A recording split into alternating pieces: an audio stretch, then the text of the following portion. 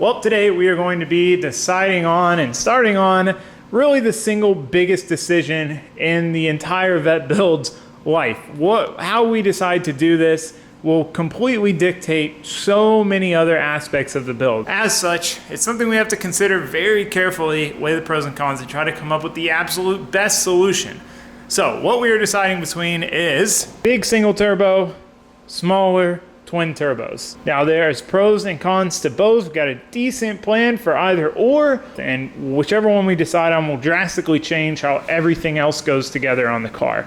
It's like a domino effect, and something you have to think through every single step and every possible thing that you're gonna need to put in this engine bay or under the car or wherever that might be impacted by how you do the header, how you run the downpipe, where the turbo is, how the serviceability is gonna be. There's so many things to consider. And if you watch my videos regularly, you know that I usually try to explain my thought process, why I'm doing a certain thing a certain way. But what you don't see even still is all the thought that went into it prior to that, all the thought that it took to get to that idea and that reasoning for doing things. You know, sometimes I might have an hour or two of staring at things with Josue and marking stuff up and looking and just to come up with an idea, and then go to try that idea and it doesn't even work. So there's a ton of thought that goes into a build of this caliber. When I say a build of this caliber, I just mean a full-on race car build. I mean, nothing is left stock in this thing. Nothing is even close to stock. I mean, besides the fact that it's still got an LS in it. So everything has to be thought through. And the more you think it through, the better the end result. I would say 60–70% of a race car build is planning. And the planning takes up a ton of time and it makes up a ton of the result. You can have great execution, but terrible planning. So it doesn't matter how good you did the job, it doesn't work right. The planning is really important and it's a crucial part of the build. And there's just so many nuanced little things that you have to take into account. So that is why we're gonna put all these nice parts on, get a really good picture of what the bay is going to be like, what the turbo kit needs to be like, mock up both single and twin turbo, and see which route is going to be the best for us for all the other things that need to go in the bay, serviceability, heat, efficiency, so on and so forth. Now, if you haven't been watching this build since the beginning, you might not know why exactly we went turbo LS in the first place. And I can tell you right now, if you had asked me a year ago if I would ever build a turbo LS competition drift car, I would tell you absolutely not. I thought they were the silliest way, the silliest power plant for a competition drift car because it's so complex. It's a big V8 with all the complexities of a turbo setup. Absolutely not. But there are all the pros and cons of all the other power adder options because every single power adder has a pro and a con. Some suit certain chassis better than others, but every single one has its good sides and its bad sides. And every single one has been figured out to work at a high level. It's just, you kind of pick your poison, right? So we went through all the options. So before we get into the turbo kit, let me explain why turbo kit in the first place. All right, before we get too deep into today's video, I wanted to talk to you about today's video sponsor, Athletic Greens. So AG1 by Athletic Greens is a nutritional supplement that has made it really easy for me to simplify my health routine. Busy schedule, it makes it hard to be healthy, but AG1 makes it easy. It's got 75 different ingredients, vitamins, minerals, adaptogens, probiotics, all this healthy stuff crammed into one easy to use, simple, convenient, yet tasty package. So I've made this a part of my daily routine. It's an absolute piece of cake. First thing in the morning, 1 scoop, 8 ounces of cold water, shake it up, drink it.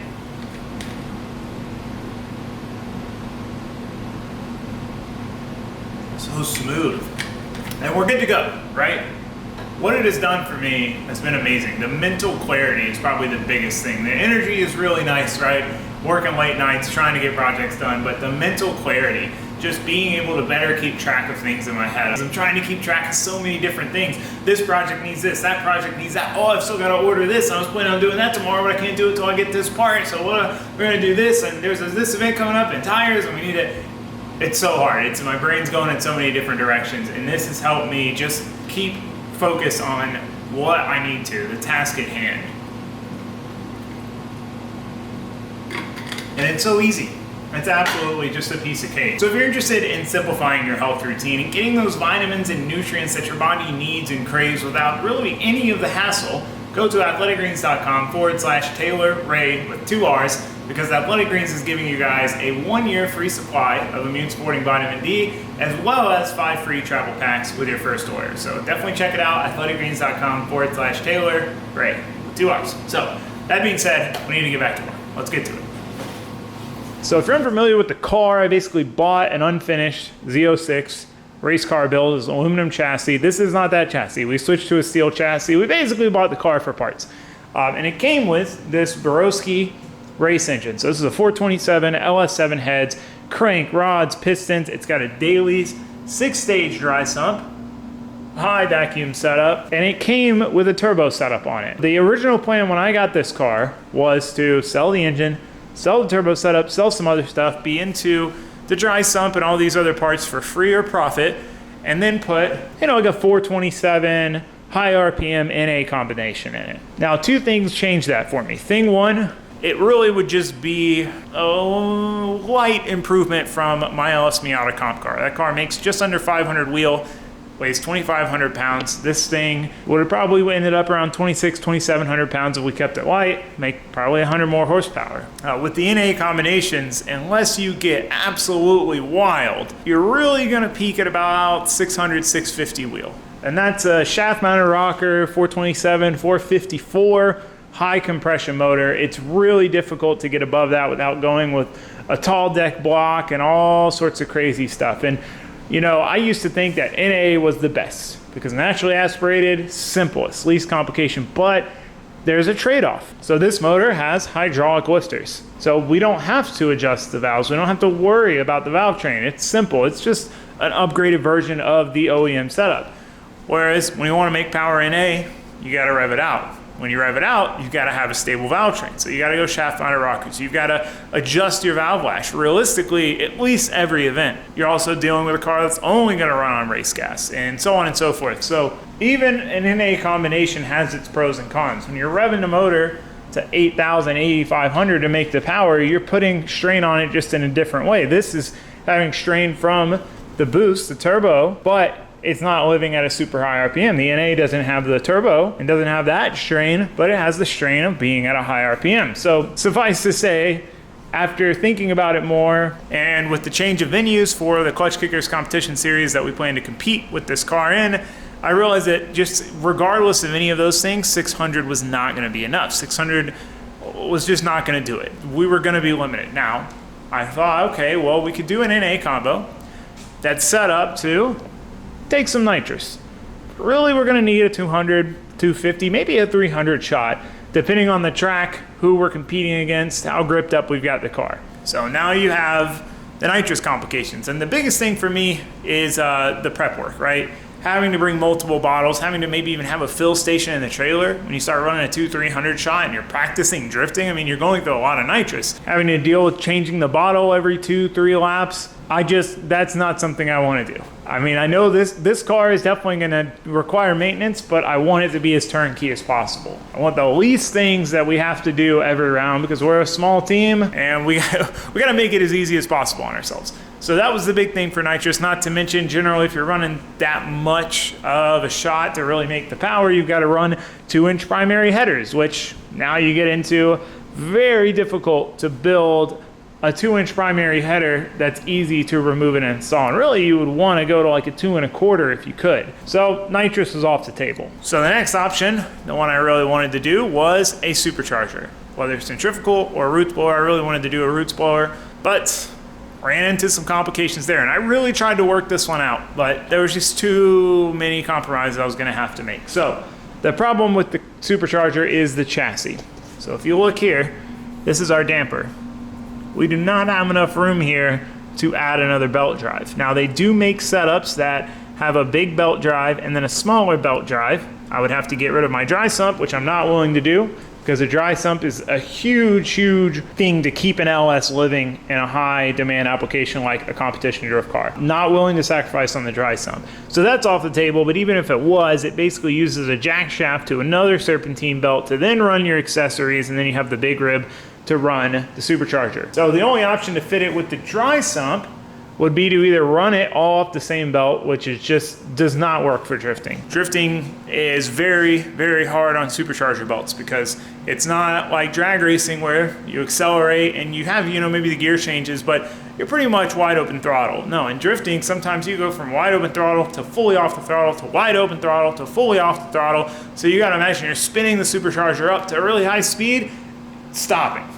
High speed, stopping, so that the supercharger starts acting as a brake and you start throwing belts. So an all-in-one belt system for a competition drift car is just a no-go. I know multiple people who've tried it, and as far as I know, no one's made it work without having a ton of issues throwing belts.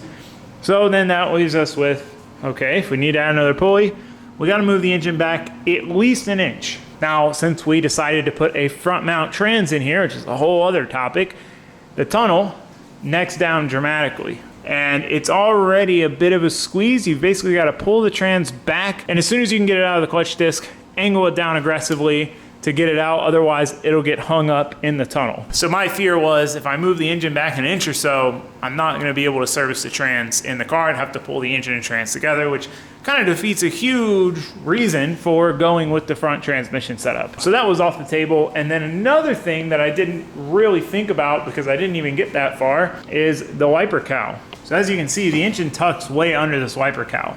And Taylor Hull runs a supercharger in a Corvette with a front trans. He left the engine in the stock location, no dry sump, and he said it is incredibly difficult to get the supercharger off and service the supercharger stuff in the car. Not to mention, you look at a supercharger car and you think, oh wow, no intercooler, no piping, just supercharger right there, bada bing, bada boom. Well, it's not so simple. You've got to run a heat exchanger. So there is a intercooler in the lid that cools the air. Now that's got to go to a heat exchanger or an ice box. So now you're talking rear mount radiator lines, dry sump lines, and lines to cool the supercharger. Or if you went with a centrifugal supercharger, you'd have an intercooler, which for me, it's like at that point, you might as well do a turbo setup because now you've got a big unit, intercooler piping, intercooler, and then you still got to deal with building big primary long tube headers. All of that circled us back to turbo was really the best set of compromises for me, what I plan on doing with this car, how I want to run this car, etc. It just came down to that. My biggest gripe is that the engine bay gets pretty crammed. You've got to run 2 exhaust sides to a turbo. From the turbo out, you got to run an inlet to the turbo, and then from the turbo through an intercooler into the engine bay. So it's got a lot of pieces involved. But with all the other options really off the table, that was my choice. That's what I decided to do. Now, the original plan was to leave the turbo setup that they had. However, it's a perfect example of good execution, poor planning. So the way they built it, you could not even come close to getting a line on the dry sump. Not even come close. Now I do have these really cool Earl's fittings that will thread directly into the dry sump and eliminate this fitting. So instead of having an adapter fitting and then the fitting attached to the line threading onto that, the fitting on the line will thread directly into the dry sump pump. So that may have got it there, but I just never liked that setup. It was a stock manifold on this side, just a pipe welded in it, and then the crossover from the other side hung way below the subframe. It hung about 1.5 inches below the subframe. So drift cars, they go off-road. They go off track. You overshoot a corner, you go off into the grass, you hit that dip between the pavement and the grass. You can't have things hanging down that low. They're guaranteed to get smashed. So that's where the original idea to rebuild the turbo kit started, and we have snowballed from there, as you can see. So my original plan was to build it in kind of the same style. So build kind of a shorty header going back there, a crossover, oval pipe underneath the oil pan to keep it tucked up, and then also I could tuck it up about 2 inches higher than they had it, keep it fully above the subframe, build this header up high, imagine the alternator not here, alternator on that side, and then that way I could bring the crossover up as close to it as high as possible, and then run them both down into the turbo. So I have the turbo like this, essentially, instead of being upright like they had it before. And the goal was to hopefully get us a decent amount of room to our dry sump lines down here, so that we could take them on and off, we could service them, we could install them. And one of my biggest goals is to not have to have any line, whether it's coolant, oil, brakes, fuel, any line running really close to an exhaust pipe. And that is really one of the biggest things I'm trying to do here, because no matter how much heat sleeving you put on a line, if it's a ½ inch from an exhaust pipe, it's gonna start getting cooked. So that's one of the biggest goals. So that was the idea. But the more I thought about it, I thought, you know, if I could sacrifice the power steering, go to an alternator only down here, I could run both headers forward, it would make life a lot simpler. You know, the plan with the turbo there was to build the downpipe up and out the fender here. So come through this pocket, boom, fender exit here. Now the only problem with that is for the series I run, it's mostly legal. Or if I wanted to take the next step and go up to FD, Formula Drift, it's not legal. We'd have to run an exhaust all the way out the back. So whatever setup I did, wherever I ran the downpipe, I had to ensure that that was an option in the future. We could do that for now, but we needed to have a backup plan. We couldn't put the turbo somewhere where it's impossible to run the downpipe out the back. So that was something to think about too. But the idea became, let's run 2 up and forward headers. I debated on if I was willing to sacrifice the mechanical power steering for electric power steering. I decided, you know what, let's go for it. And then the only question was, can we fit an alternator down here? And unfortunately, no, we cannot. So this is where I have it on my LS Miata. This is where a lot of cars have it. Right down here, there is no room. I've even tried other alternators, no chance. So that was off the table. So we bounced around, tried a bunch of different accessory drives from ICT Billet. We came up with this one. And this one kind of became my best option. Now, a lot of people mention, well, why don't you just put the alternator back at the diff and run it off the drive shaft? And I have seen people do that. And that thought briefly crossed my mind until I realized about 5 seconds later that it just would not work for what this car is used for. This car is a competition drift car, which of the, let's say, 2 hours a day that it's running, it probably spends 5 minutes actually moving. Most of the time spent in a competition drift car is idling in grid, waiting for your turn to go. You go do your 30-second run, then you go idle in grid for another 10, 15 minutes, do a 30-second run. So an alternator mounted at the diff is only gonna charge when the vehicle is moving. So if you're just sitting there idling, you're not charging. And we've got all of that stuff to run, plus a cool shirt setup. So that just wasn't even an option. Now we could have mounted it backwards, but then where does the turbo go? So you see the dilemma. It's easy to think of one solution, but then you have to think of everything else that involves that, and then you might realize, oh, that solution's not gonna work. So that being said, we settled on this alternator location. I'm very happy with this setup because it's got a tensioner. We actually have a billet one to put on, a manual tensioner. It keeps the belt kind of nice and contained. We don't have it wrapping out in the way. I like the location, it's serviceable. This is good, I'm good with this. So now the plan was to build the turbo kit around this. And this is by far my favorite plan that we have come up with for this turbo setup. This is definitely, to me, the most well thought out, accomplishes all the goals. So the plan was to run this header down under the alternator. Now we're gonna need to keep it tucked up as high as possible to give us room to access our dry sump lines. But with those Earl's fittings, we should be able to get to them okay. And then the other thing is the header is gonna be going forward, so we can run these down, up, through a pass-through, in here to our dry sump tank. Losing that crossover means we have a lot less heat to deal with. That was one thing I really disliked about that setup is we'd have the dry sump, a header, and a crossover all on one side. It's a lot of heat on one side, and it would make it, we'd probably have to go between the header and the crossover with our dry sump lines. So this isn't the best ever solution for the dry sump, but it's totally workable. Dry sump lines come back, stay mostly away from the heat. Okay, now on this side, even easier. I mean, we could do the header up here, down here, down here. If we could make it work, we could do it down here if we wanted to, as long as we kept it over the steering shaft. There's plenty of room on this side, and it doesn't really matter all that much where it goes because our downpipe would go through here. Now the thing is, single turbo LS making 1,000 wheel absolutely needs a 4-inch downpipe. 4-inch, pretty big, but there is just enough room. Now imagine with pie cuts, we'd have no problem snaking through here if I can get this 8-inch straight piece in here. we probably wouldn't even need to use pie cuts. And then once you get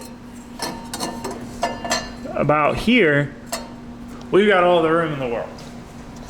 No problem at all. Now it would start to get tricky once we get past the bell housing here. So from here, we would need to go to oval sideways, oval past the bell housing, next to the trans, and then switch it back to round somewhere in here because we need to make it disconnectable with a slip joint or a V-band so we can take it off and pull the trans out. And then back to oval the other way. So we'd have the oval this way and then round, which would allow us to rotate it and do the oval this way. And then either oval all the way out, or we could go back to round at any point really past the trans setup. But we need to do oval this way to stay above the floor pan. On Vets, the 4 is the lowest point. There's no frame rail hanging below the 4. The frame rail is next to the floor. So if you have anything below the floor, it is subject to get smashed on the ground. Every single thing is above this 4. So oval, boom, and then the rest is easy. Now, one thing that would be difficult is this is our oil feed line that would be coming from our oil filter housing. We can almost fit round through here. I mean, we can almost fit round all the way through. It would get a little tight, but again, right here is where we would really want to go to oval. But again, we're gonna have a tough time doing that route, but that's one of those things. It's one line. We're definitely not gonna get every single line to be easy. So that is by far my favorite single turbo option. It gets us an exhaust all the way out the back. It gets us headers that don't fully get in the way of anything. That was the best one I could come up with. So you might be saying, well, why aren't you just building that? Well, another idea popped up. So I reached out to Jonathan Hurst. He's a professional driver, FD driver, who has had turbo LS combinations in his competitive drift cars for years. And I was like, this is the best guy to ask, because the demands are really different from a drag car to a drift car. You know, we need a very wide power band, we need transient response. You know, in a drag car, you're using two-step, you've got the converter, you leave the line, you're already up in the meat of the power. Whereas for us, you know, if you chop the throttle behind someone and try to get back on it and the car's at 3,000 RPM, if you don't have response down there, it makes things more difficult. So I was trying to figure out header sizing. Did I want to do 1 3/4 to 2.5 inch, or 1 7/8 to 3 inch? There is a huge difference in the collector size. This is 1 7/8 to 3. This is 1 3/4 to 2.5. So I just basically was asking, you know, what he thought. This is going to create faster spool at better transient response, but more heat, less overall power. This will create a little bit laggier setup, but less heat, more overall power. So he basically said, you know, 2.5 inch would be the way to go, And as I was kind of showing him the setup, now I plan on doing things, he threw me a total curveball and sent us down the rabbit hole that we are currently in. And he said, well, why don't you just do twin turbos back by the firewall? First, I kind of laughed it off. Oh yeah, I briefly thought about doing twins earlier in the build process, but didn't seem like it made sense. And then I started looking at it. I'm like, wait a second. He might be onto something here. So if you look, the Vet itself offers some really unique challenges, but it also offers some unique advantages. We have these giant pockets that are essentially completely unused. This one's a little bit smaller because this is where the factory brake master cylinder would go, but we have these big pockets. Now the idea here is to put a turbo in each pocket. This would be a little higher up, somewhere around here. And imagine this housing flipped, because we could do mirror image turbos. But to give you the gist, header straight to the turbo, no piping coming out, down pipe, straight over the ledge here, down and out. So this prevents us from having headers running forward, and then big 2.5 inch piping coming up here, and then a down pipe going back by everything. It keeps all the heat back there. All the heat away, really opens this area up. Now, what we lose in hot side, we gain in cold side. So we would have to run intercooler piping up and into the intercooler, wherever we mount it. And then probably dual into the intercooler and then single out into the throttle body. So it's a trade-off. We lose hot side, we gain cold side. But I don't know about you, but I'd much prefer to have, you know, a bunch of cold side aluminum intercooler piping running through the bay that's lighter and not as hot than a bunch of hot stainless that's heavier and a lot hotter running back and forth. Now, if we could just run the downpipe out the hood, this really wouldn't be much of a discussion, but long term we can't do that. We have to be able to build a downpipe out the back. There's a lot of events that have rules against that, so that's not really an option. Then the twin turbo becomes a lot more appealing. Now, what we got the mock-up turbo for is because looking at it, seems like there's miles of room. Super short header, boom, right to the turbo. Turbo basically mounted to the header like a turbo manifold on a 4 or inline 6. Downpipe down. And then intake, you see this is our wheel well. Intake down here, back into this pocket behind the fender where we have the fender vent. Boom. So, this is a really enticing idea. I really like this idea. Now, this side, it's cake, obviously. There's miles of room. We do have to account for where the dry sump lines are gonna run. So the turbo's probably gonna be up a little bit higher, and then we'll run under it. But the other side, it gets a little trickier. So this time, the exhaust housing's the right way, and the compressor housing's the wrong way. But imagine inlet, downpipe, this going this way, up. So all that's good, all that's peachy. Problem is, we need to drop this thing down some. It's gonna be pretty tight to run the intake past that area where it bulges out. That's where things get a little tricky. The other spot is the downpipe. So we gotta run over the steering shaft, but between the primary coming out of the cylinder head. And mocked up a not that shortcut 90, and it's tight. There's not a lot of room for a 3-inch to run down there.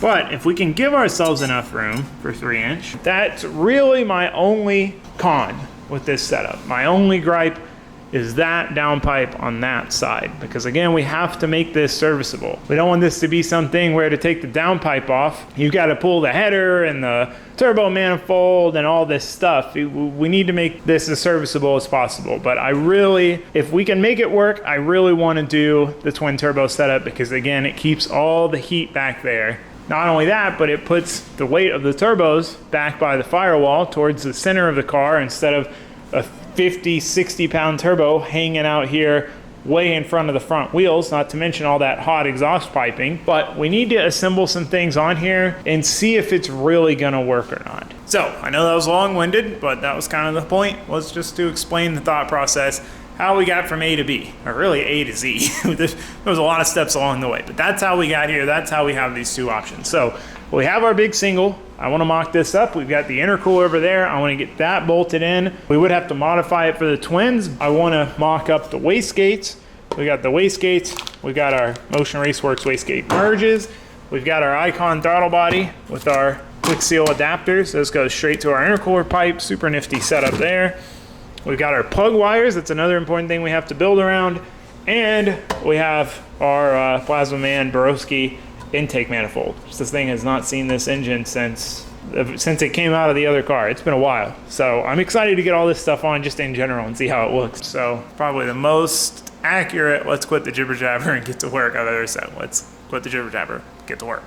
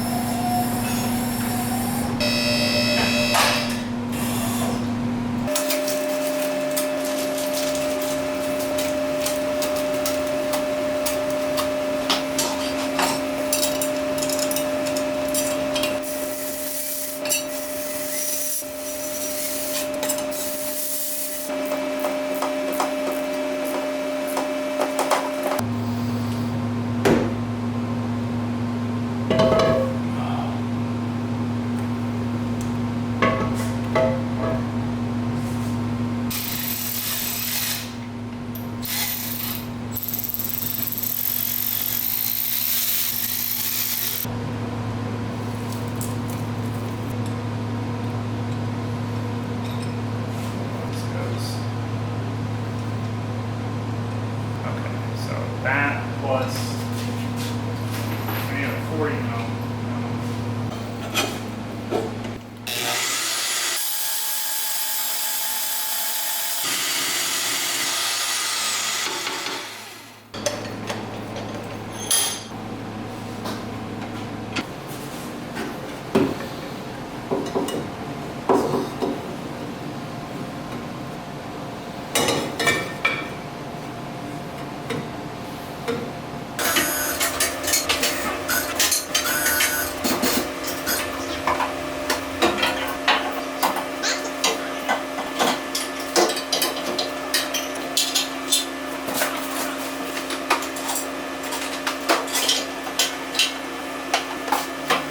Sandy, what do you think? Which option? Sandy? Down? Really? You think single? Sandy, single or twins? Sandy? You don't know either? Yeah, I know. I'm struggling. It's a tough call. All right, here's where we're at. Well, luckily, our VS Racing turbos showed up a day early. So super happy about that. We've been using that mock-up that Varen at VS Racing was nice enough to send me to see if this idea was even feasible, because you really don't know until you try. And it was, and it is. So I went ahead and ordered the pair of turbos. So these are 67, 62, billet wheel, dual bar bearing, V-band, dual V-band housing turbos. They're a really good budget turbo. They have a proven track record. They work super well. I have one on my green truck. I haven't had a single issue with it, but they're very affordable. With all of this laid out, we still don't have a definitive answer. We've got the steering shaft unbolted so we can move it around, we can re-drill, we can build a new plate for the firewall to offset it somewhere, whichever way we need to in that hole. So we left that loose so we can play with that. Again, our biggest issue is this downpipe here, because the runner is it's gonna be a really tight fit between the runner and the steering shaft. If we didn't have the steering shaft, this would be great. It's really tough because this pocket is an absolute piece of cake. It's way bigger. There's no steering shaft. There's miles of room. This is no problem at all. First fab project, you could build this side of it. But this side, you have all the challenges. You have the firewall coming out for where the factory brake booster would be. You got the steering shaft, and everything's just tighter. So it's like if we make more room for the downpipe, we lose room to build the intake. It's tricky. At the moment, for me, as much as I don't want to admit it, the single turbo is winning. The single turbo is winning. It's a very clear and easy run for the downpipe. Two tough things about the single. One, bringing this header in. So this pipe's gonna have to go under the intake and in here. So we're gonna wanna keep that as far away from the intake as possible so we don't heat soak it. The other obvious thing is the rack. It's gonna be higher than this, but all these turbos aren't in their exact location. This would go up probably 1.5 inches, 2 inches, but it's gonna be a lot of heat right on the rack. We have the housing and the downpipe just all up in the rack's business. So that is something I'm worried about. We would definitely have to do heat management on the rack, heat management on the turbo, heat management on the downpipe. It's something, it's a bit of an unknown, because Vets are really the only car where you would end up with your turbo right next to the rack, because normally the rack is under the engine. So that's tricky. But other than that, the single is really winning out. The header build's simpler. We keep the downpipe on this side. We don't have to run exhaust by the starter. The starter remains in clear air. This side of the trans, there's enough room for the 4-inch. The other side, it's gonna be even tough to get 3-inch through there. So I don't know. There's pros and cons both ways.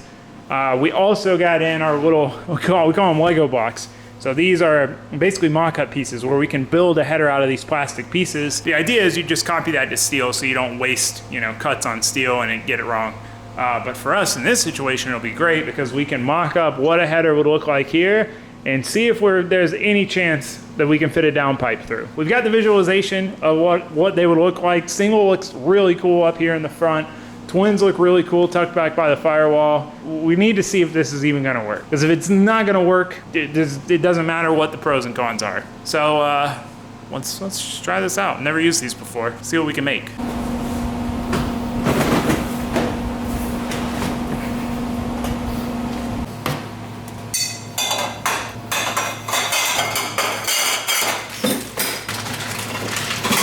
So these are Motion Raceworks header build kits, both of them. But they didn't have enough bins for the 1.75-inch kit, so we ended up getting a bunch of Mishimoto material, which will work just great. I love their stuff. I've had great luck with it. We're just getting an idea for right now. We need to cut some tiny scraps of material because we've got to put these things in to starter tubes, which it's kind of silly because what if I want to do a bend coming right off the flange? I want to shove a bend right up in there. So we need to cut some starter tubes.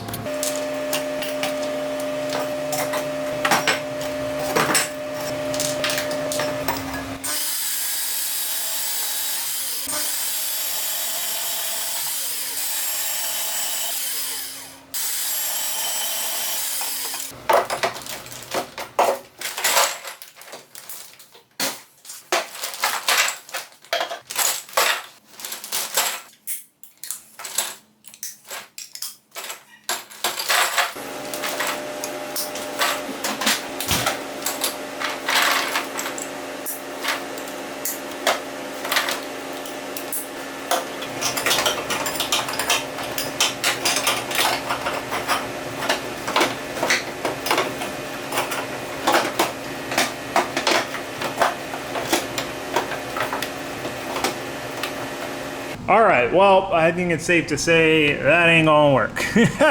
There is just no chance to do it the way I wanted to do it. Now, I did think about putting the turbos up here, and while that would be cool, we'd still have the same issue with the downpipe. We'd still have to get it through here. Now, maybe we could snake it between these two runners, but it kind of starts to defeat the purpose, because instead of running the intakes down into the fender and minimizing things in the engine bay, now we got to run big 4-inch intakes. Then we got to run 3-inch intercooler pipe. It's kind of 6 of one, half a dozen of the other type deal. I did think about, oh, what about the twins up front somewhere? But we run into the same problems. It doesn't solve any of our problems because we got to route a downpipe past the dry sump. So we can't really have a downpipe on this side anywhere past here. Or really even, we got another line here for the turbo drain. So that was the appeal of putting them back here by the firewall, is we could run the downpipe behind all that stuff. So with all those things considered, we did our due diligence, we tried. It's a shame that the turbos will go to waste for now. Shout out to VS Racing for sending me the mock-up turbo, even though it didn't really accomplish the goal because I jumped the gun and thought we were good to go when we weren't. But hey, part of it, right? I'm sure we'll use them on something. They'd be perfect for like a 5.3 no prep build or something. They'll go to use. They'll go to use. But for now, the single has my heart. The single is the way to go, I think. Yes, there's some cons, but with anything, there's pros and cons. As we talked about with engine, platform, chassis, power adder option, or just with where you want to put your dang turbo, there's going to be pros and cons to any way you do it. You just got to decide which ones you're willing to live with. And I'm willing to live with the sacrifices we make doing the single up there. And I mean, just a side note, dude, seeing this thing with the intake manifold back on it, I took this thing off well before we even tore the old shop down. This is the first time it's been back on this thing since then, and it's a snazzy unit. It's crazy how this build has snowballed from trying to do it kind of budget, just a slight upgrade from the Miata, to just an all-out, no-holds-barred build. I'm here for it. I'm into it. So anyway, next episode, we have a plan so we can start building our headers. We'll mock them up, build them, start nailing out this turbo kit. So it'll be less work too to do the single, because we don't have to modify the intercooler, and we don't have to do much to that intercooler pipe. So that'll be a little easier. But for now, we're out of time. Spent a lot of time tinkering and testing and figuring out and head scratching. So I'm gonna wrap it up. So I hope to see you guys next time. But for now, that's it. Thanks for watching. Thanks for subscribing. Goodbye.